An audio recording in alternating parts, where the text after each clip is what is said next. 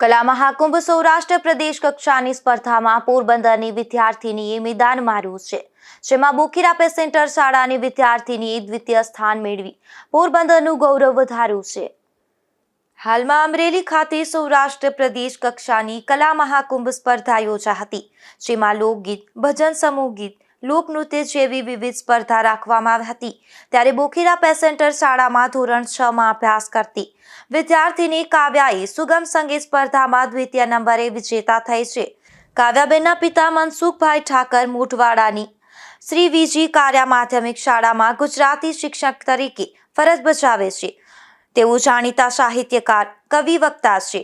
ત્યારે તેઓની પુત્રી કાવ્યાએ સૌરાષ્ટ્ર પ્રદેશ કક્ષાએ સુગમ સંગીતમાં દ્વિતીય નંબરે વિજેતા થતા મોરના ઈંડાને ચિતરવા ન પડી એ કહેવત સાર્થક કરી છે।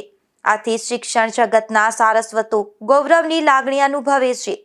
નાની ઉંમરે શિક્ષકની પુત્રીએ આ સિદ્ધિ મેળવવા બદલ જાણીતા કેળવણીકાર ડોક્ટર ઈશ્વરલાલ ભરડાએ અભિનંદન પાઠવી ઉત્તરોત્તર પ્રગતિની શુભેચ્છાઓ પાઠવી છે।